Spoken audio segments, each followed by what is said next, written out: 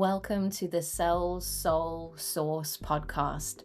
This is for service-based women who are unavailable for burnout, ready to consistently sell their life's work and create more money in a business that supports your body, your family, and your divine purpose. I'm an Akashic Records mentor, and I help you serve from capacity and sell from your sovereignty by rewriting what your body believes about power, receiving, money, and being seen, so you can become a prosperous woman, rich in time, energy, magic, and money. Welcome back to the podcast, everybody.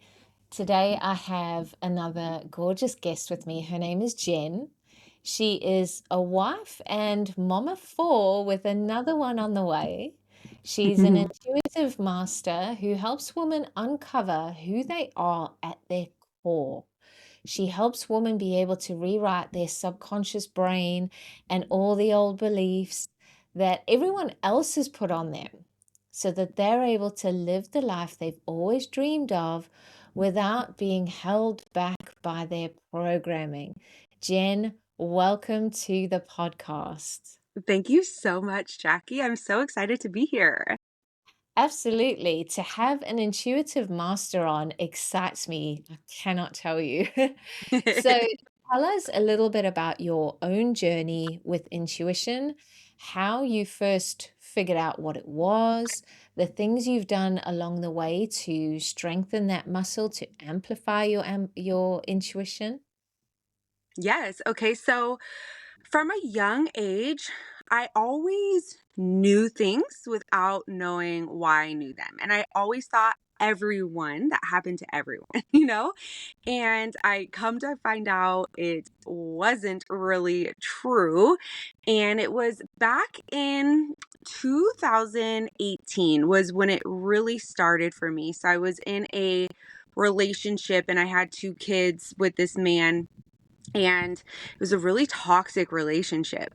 So I decided I really wanted to get out of it, but I didn't know how. And I knew, self-worth at that time was low, right? That's why we stay in Mhm. relationships that are not the best for us.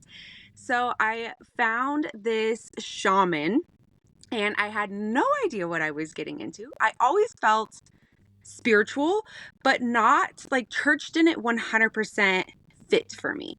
So I Mm. felt like my place just hadn't been found yet. And I went to this shaman and she blew my world wide open. She was like, this and this and this, and just helped me really find my self-worth and trusting within myself what was true and not being, the people pleasing and feeling bad for everyone and like going against my gut. And so I worked for a whole year with her and I was able to leave this relationship, which then really transformed and upped my intuition. So I worked with her for years. And then 6 months after leaving that relationship, I met my now husband, which is wild. I never in a million years thought that would happen. And it was like a bipolar opposite relationship from the past one I was in, because I think my self-worth and my trust was starting to begin to grow. So I worked with her, and then years of co-parenting hell was, let's just leave it at that. Years of co-parenting hell, what led me to even go deeper into my intuition, because I started to lose myself. And I was really listening to a lot of other people, how to handle and how to deal with it. And then one day, I remember it specifically, I can't remember the year exactly, but I was like, this isn't the way anymore. And I let everything go, everything I was holding on to, because it was destroying me. I was in crazy fatigue, like brain fog, anxiety, because I was just trying to control everything. I let it all go. And that's when my intuition went wide open. I found the person I work with now. So I've been through 3 master courses of intuition training to get very precise. about where I ask questions, where I go to find the exact answers. And, the biggest thing is taking your brain and your emotions out of it, right? Because that can manipulate your self trust and your intuition. So that's kind of a little bit about where it stemmed from and where I'm at now. What an amazing Yeah. story. I'm just going to take you back slightly. What on Yes. earth did the shaman do with you? I've never been to a shaman. So if you could just fill us in with some tiny little tidbits of what actually happens when you go to a shaman. Yeah. So it was a Zoom call. And at the time, I was a hairstylist. So I remember I booked out time during my day because I didn't want to do it at home. It's like, I'm not telling anyone. So I was like sitting in the office, and basically, she uses energy work to help kind of get rid of stuff out of your body, like programming and stuff. But then what I really liked about her is she used practical tools. She helped me see why I'm worthy, not just what I bring to the table, because that's where I think a lot of people put their self-worth in is I work this job, I provide this. But no, who are you on the inside without all those external factors? So she helped me find that. She had me journaling a lot. I think a lot of people too think going to a shaman is like, like you're just sitting Yeah. there. Like it's very Mm. spiritual. No, she like cusses, like it's a very a human interaction, and of course you have to find the right one for you, right? Yeah. I Yeah. think I'm more of a not so woo woo. I'm a more human experience with energy and all that. And she was that. So I think that's why it worked for me. Yeah. I say that all the time, I have been in the medical science field and I've also been in the spiritual field. So I can see the pros and cons of both. And that's why I always say these spiritual concepts are just useful information until you Yes. make them practical in your everyday life, Yes. until you have taken them from your brain through your body into your life. They're just interesting to know. And I think we're in an age where we don't need more information, we need more actual practical movement through our bodies, through our business, through the earth. um, so tell me, we can always join the dots when we look back, when you're in it, Yeah. when you're in the Yeah. challenge. Sometimes you can't see why you're in it. When you look back now, what were the things about those situations? Because they sound like very uncomfortable situations. They sound like a lot of pressure, a lot of outside influence. And sometimes those are the exact things we need to make us go deeper into ourselves and find those things that are true for us. When you look back, what are the dots that you can connect with that? I would say specific. So my ex had a lot. I should start this. I grew up with my dad having addictions. And then of course you get with someone who has addictions because you don't know better and it's what's safe. And a lot of people, I think this is what really connected dots with me. A lot of people were like, you need to go to court. You need to fight him. Why are you not being harder? Da da da. And inside, and I kept feeling this pull inside. And I was like, this isn't the right way. And I'm like, I get most people would go that path, but for me, I knew deep down, I would feel it in my gut and in my chest, and I'd be like, this is not the right way. Like, I just kept saying that. And finally, it took a lot for me to be like, I'm not going to listen to any of you. I couldn't. I think the dots for me was like, I can't keep doing this. I need to trust what's going on inside, even if it makes no sense to anyone. That's the point I was at. I was like, if this makes no sense to anyone, I know deep down this is how it's going to work out. And I just did it. I was like, I have nothing to lose at this point. And that's what I did. Yeah. And I can relate to that so much, where you are following something that only you can feel. Nobody else can feel it, Yes. nobody else can see it. And it's those moments, it's those thresholds that I think are creating the situation and the opportunity for you to go, okay, my brain doesn't necessarily understand this, but I'm going to trust what my body is saying. And once you put in enough of those kind of reps, it becomes easier to obviously trust the information that you're getting. You're so So, right. Yeah. Yes. so you trusted your own intuition, your own gut. Just let me dive a little bit into that. So, Yes. how are the ways your intuition shows up? So, it sounds like very clairsentient in your body, very claircognizant, the knowing without the knowing. Just talk us through a Yes. little bit of that. Yes. I get um even when I started training intuition, so I started with yes and no's. I think people always think like the psychics, right? Like you have to just channel everything comes to you. Like it's not reality in the beginning. And before I would ask a question, I would already have an answer. Like it moves so fast for me, and it was just really like don't question it. I could give a good example of my intuition where I didn't listen to it. This one was always fun. So there was a course, that this Amazon course I wanted to buy. It was like how to make a product and sell it on Amazon. And I was like, oh, it was like $8,000. I was like, this is it. This is our ticket. This was before. And then in my gut and my intuition was like, in this, I felt it in my whole body. Like you said, I felt it in my whole body. It was like, no, no, no, like screaming at me, no, no. But what did I do? I bought the course anyway. I bought it anyway. And within 2 months, I was like, crap, I should have listened to my intuition. Yes, like as you said, there's many people have different forms, right? I feel like I just have like a knowing, but you have to move past all the stuff people put on you, because a lot of people think, well, I don't have that. I don't have the intuition.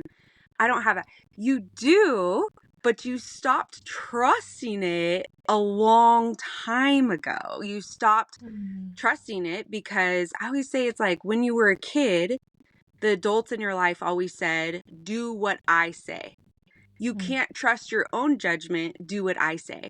So from that young age, that's been led on you to not trust yourself, and you have to listen to what everyone else says. So I think that's why people can't, sense their intuition or feel it or the knowing or like the hearing and all of that. mm.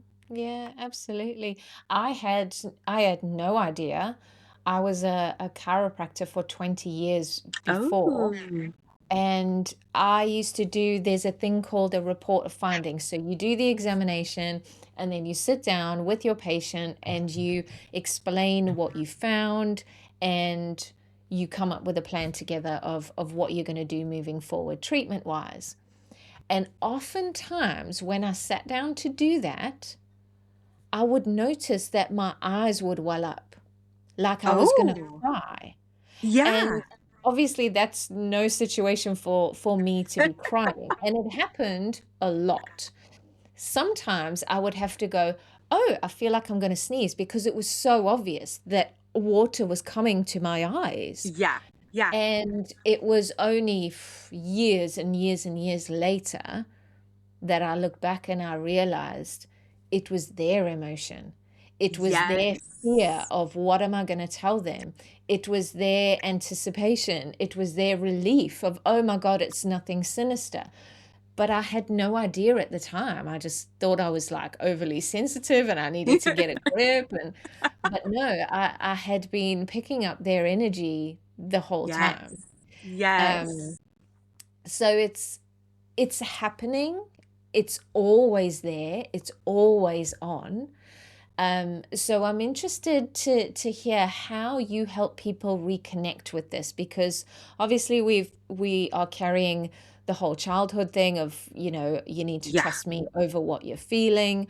We have the whole historical thing of this whole intuition thing is not welcome.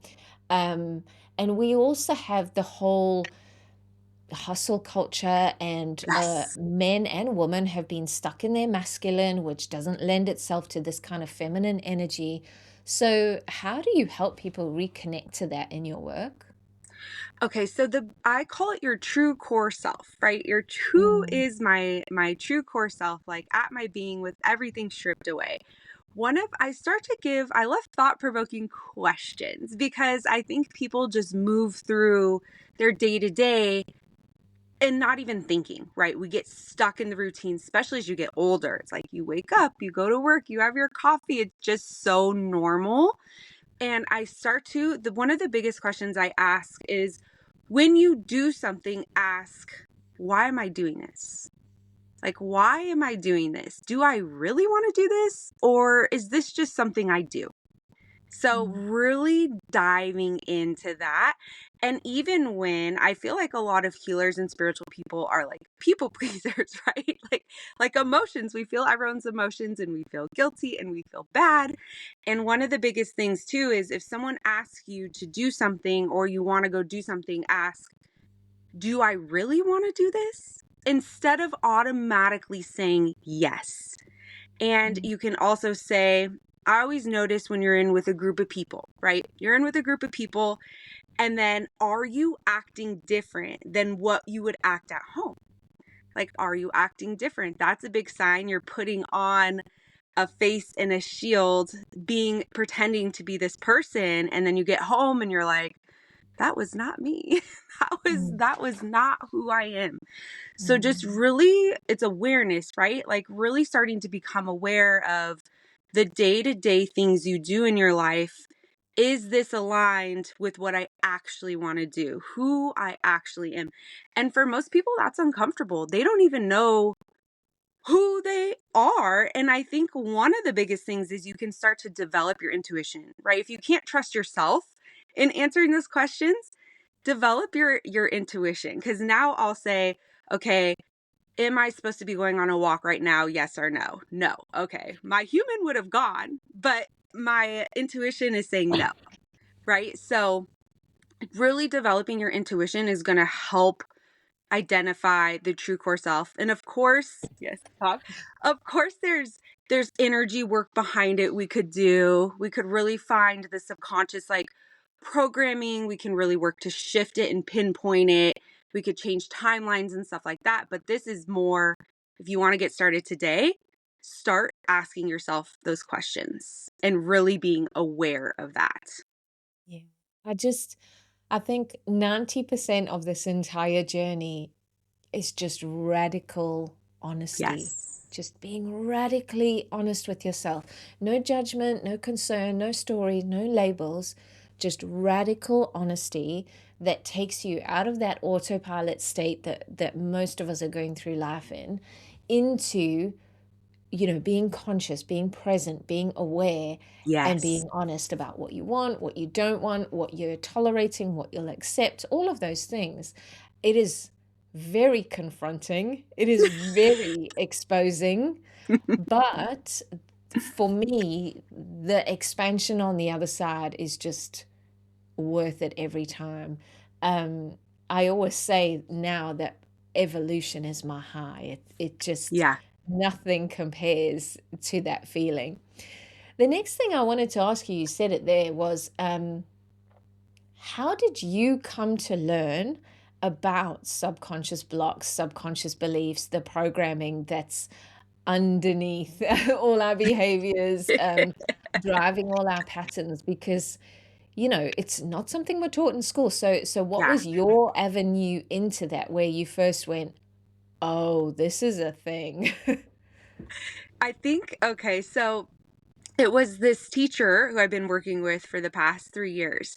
He blast opened my eyes to stuff I knew inside that was like finally explained.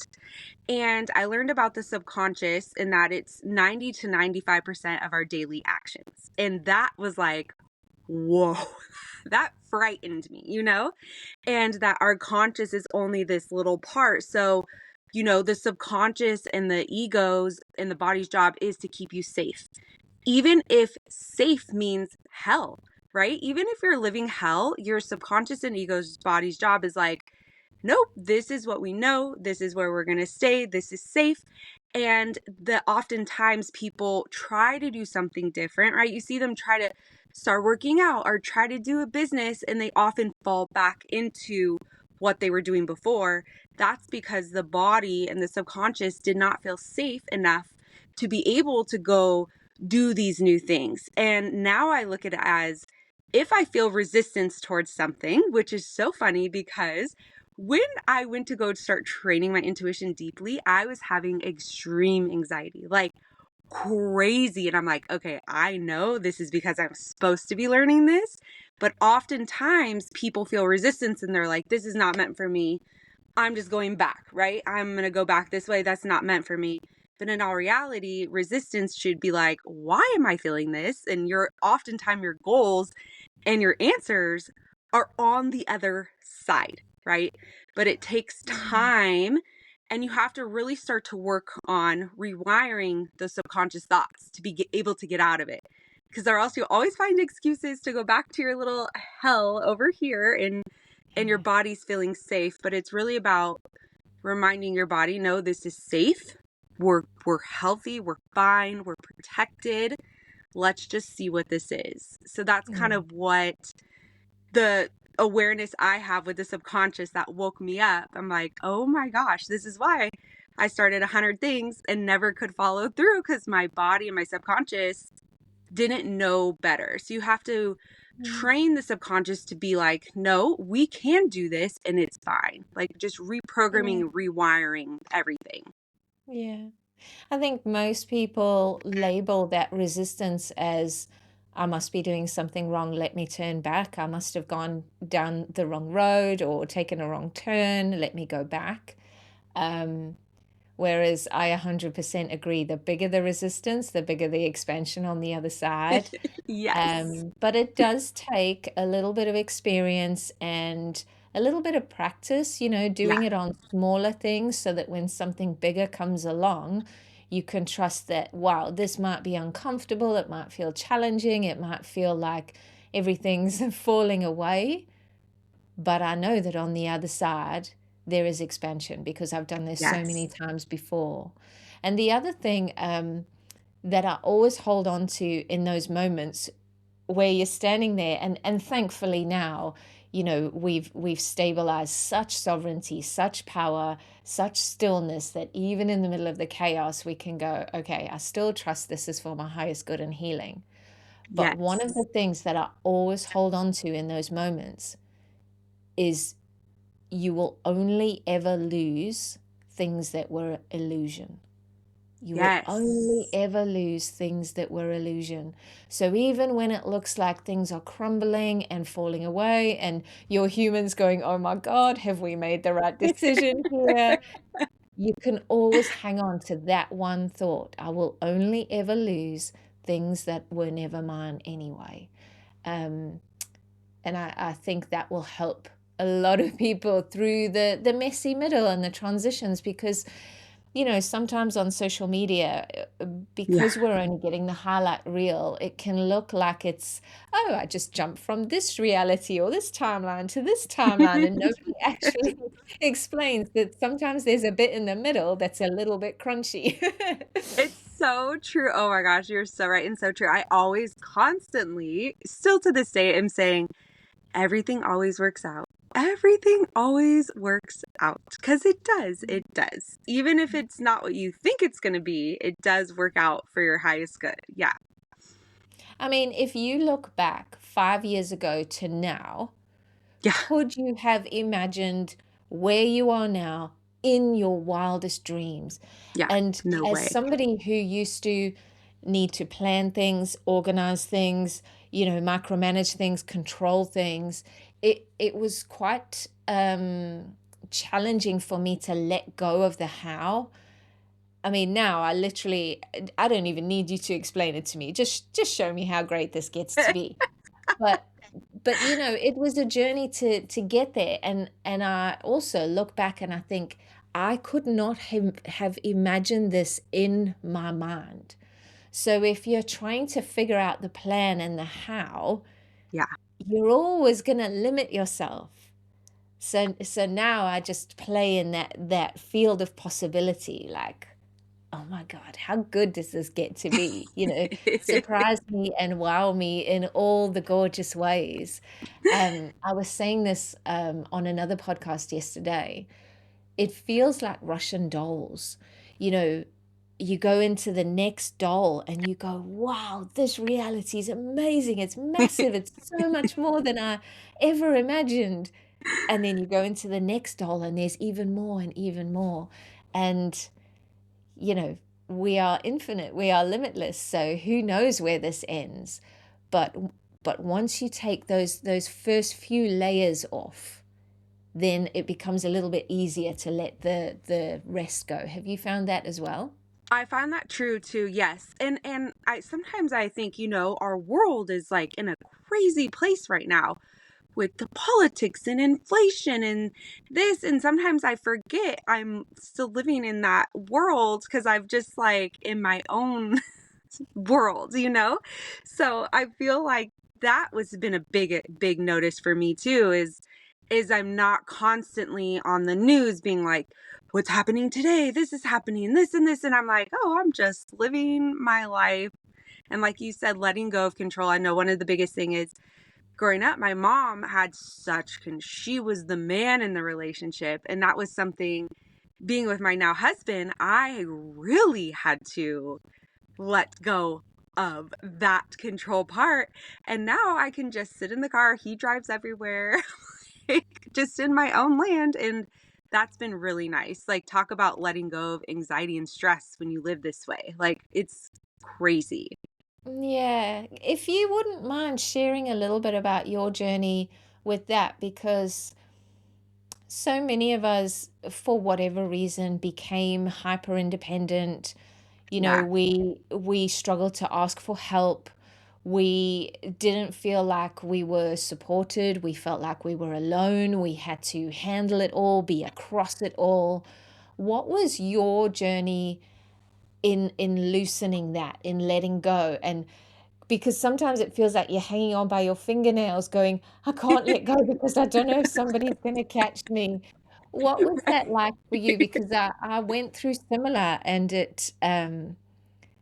yeah, it's its own little journey, that. So I'm interested It, to hear your yeah, perspective.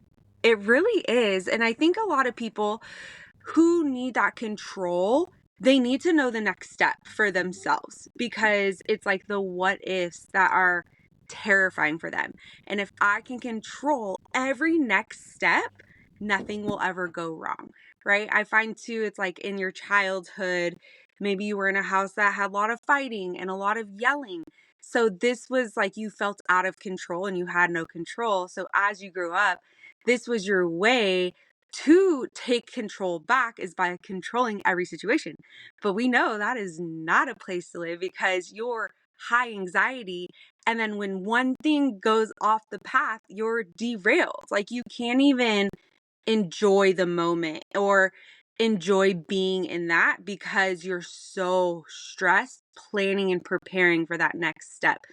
So for me, it took a lot. Like even in my last relationship, I was the provider. Like I made the money, I did the planning. Like, and if I didn't do it, it didn't happen.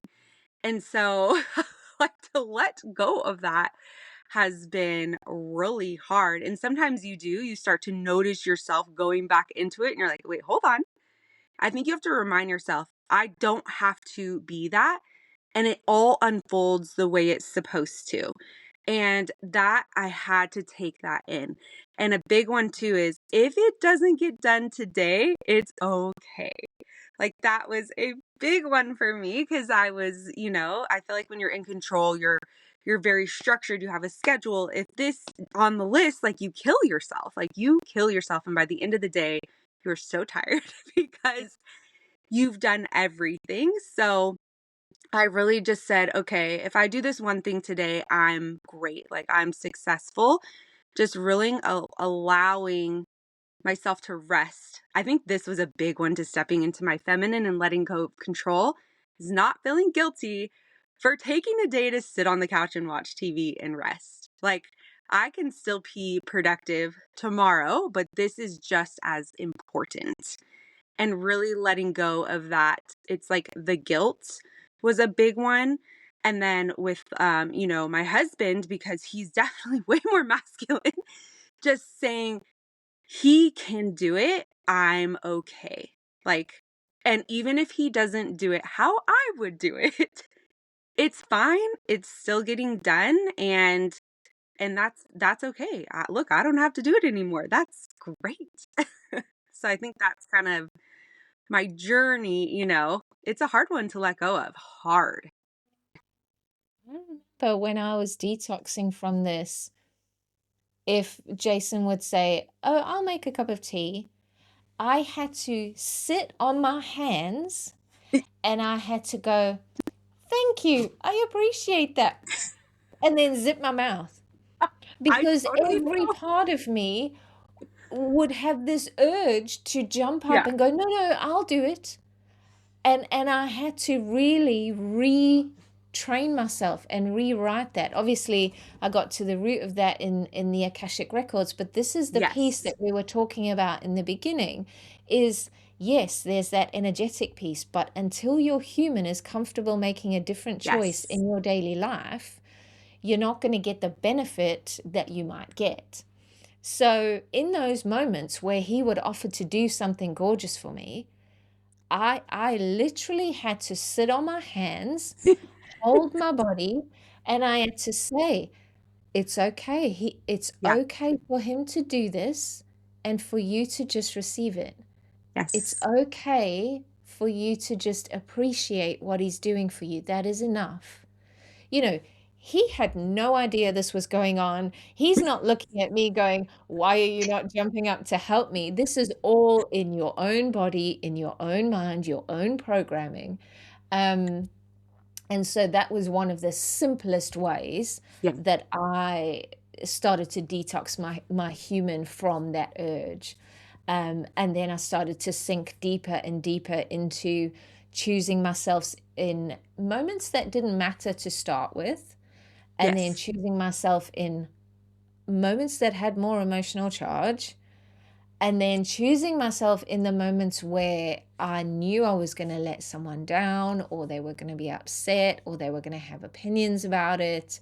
Um, and just really showing my body that no matter what, no matter how busy I was, no matter how challenging things got, no matter how people might perceive me because you were this way before, why are you not this Mm-hmm. way now? Mm-hmm. And I had to show her relentlessly, daily, that I wasn't Yes. going anywhere.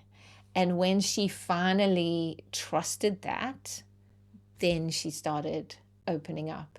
And I was just on a voice note with a friend before this, going like that feeling, that deliciousness. I said it on my stories today. It feels like the cat that got the cream.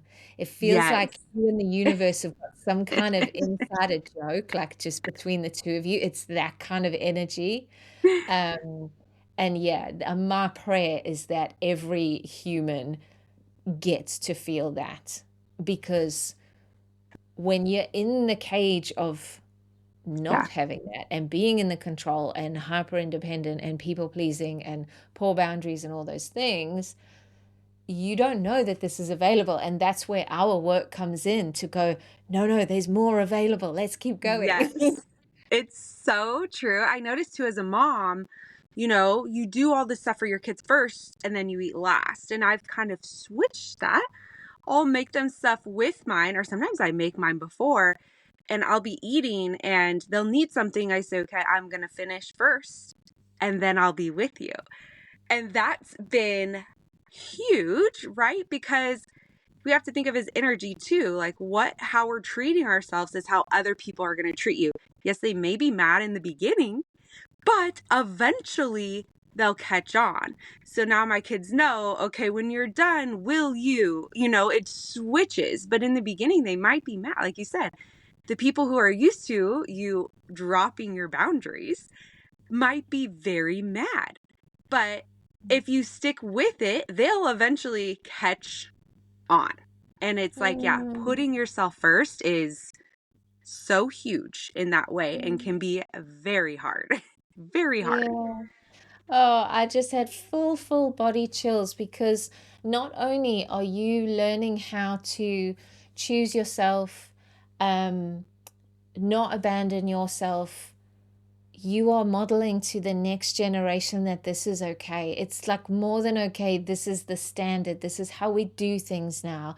We fill our Yes. own cup, and then the world gets to experience our energy from a cup that we keep full. Because for so long, and honestly, this is generations, eons, Yes. we have just been programmed to believe that the world, particularly if you're any kind of healer, if you provide any kind of service, if you can improve people's lives in some way, then there's this idea that the world is just entitled to your energy. And so I for me, that is a huge part of what we're here to do. I will always be in service. I love being in service to humans, but I had to learn how to do it without depleting myself. I actually had Yes. to learn how to plug into a completely different source of energy and let that energy move through my body. So I'm not even serving from my own energy anymore. Yes. And I think that's really the shift that we're making. And when I hear you say that you are doing that with your children, it gives me full body chills Mm. because that means the next generation are not going to experience what we have. So we've already started to rewrite that pattern. That brings me so much joy. Thank you. Yes. I'll give another example. So last night, my daughter came and she said she was starting to feel sick. And there's a lot of stress going on over at her dad's house. So immediately I know that emotional stress can lead to sickness. So I said, okay, in the past I would have been like, okay, let me give you some supplements and this and like load you on all the physical stuff, which is also important. But I said, grab a piece of paper. You're going to write down everything you want to say to your dad. Nobody's going to look at it. You write it down however you want to say, if you want to yell at him, whatever you want to do, and then you can rip it up and throw it away. But I was like, you have to move it out of your body or you're going to get really sick. Like you may still get a little sick, but it might not be as bad. I'm like, you have to move it out of your body. You have to move it out of your body. I saw a great like interview clip. Yeah, it was just yesterday and it said, people tend to bury their emotions. They tend to bury them. They bury them deep. They have a lot more they buried than what they, know, but they're burying them alive. And I was like, oh my, yes, you're burying everything alive. And that's going to lead to sickness and disease. So I'm like really trying to implement, they're kids. She's 11. So like I have to say it in a, a Mm. kid way, and she did it. She wrote down the whole letter and ripped it up and threw it away so no one could see it, but just to help release it out of the body, I think is something we never learned, right? Yeah. It's and this went for girls and boys, don't Yes. cry and what are you crying about and all this stuff. Whereas now parents are going, tell me, how bad was it? Tell me all of it. Just trying to move all of that energy Yeah. through because it's a wave. When it peaks, it's finished its experience and now it's not still, like you say, alive in your body. So I think the whole parenting landscape is going to change. And it's not to say that our parents were wrong or bad. It's Right. just that the information available is different, and we're moving into, a different era, a different Yeah. epoch, which is hopefully not going to be all about, all the hard earth lessons. It gets to be a little bit easier. So yeah, amazing, amazing. So, wow, thank you so much for this conversation. I just love speaking to women who are on that forefront because, not everybody is doing this work. Certainly not Yeah. everybody is going to the depths that we are. But I feel like we are just going first. I feel Yeah. like we are just figuring things out. We're the ones that are going ahead in the dark, going, is this right? Falling on our face, coming up with a face full of mud. But it's all such valuable information for the people, that are coming behind us. So yeah, as someone who has done the work the same as you, I see you. I see you. Thank you for what you do in the world. How can people get a hold of you if they want to work with you some more? Thank you so much, too. I appreciate having these conversations. It's just so nice, to know you're not alone in this world and healing. And it's so great you're bringing it to the forefront for people to hear. I appreciate that so much. So you could email me. So I have info@jenmckillop.com. Pretty simple. I'm on Instagram. It's just jen.mckillop. And then also I've just been on Threads a ton lately too. So that's been super fun. And I do have a website. It's jenmckillop.com. And I have all the stuff there. I've paused my weekly webinars, but I'm starting those back up. Those are free. I've just been in I'm building out, which should be launching soon, my 6-week beginner intuition course. So I've been diving deep into that. So that's going to be coming out June 23rd, but you can find all that information on my website. You can email me. I'm very open to conversation. So just shoot me a message on Instagram, and I love to chat. I have free intuitive analysis. So if you want to just check it out, see if we vibe, I have that as well. You can fill out and I can get you your free intuitive analysis too. Oh, amazing. Oh, people should go check that out. Thank you so much for spending your time and energy with us. And everybody, I look forward to connecting with you on the next podcast. If this episode resonated, make sure you save it and follow for more conversations on burnout, selling, and becoming the woman who is prosperous in her life and business. I'll see you in the next episode.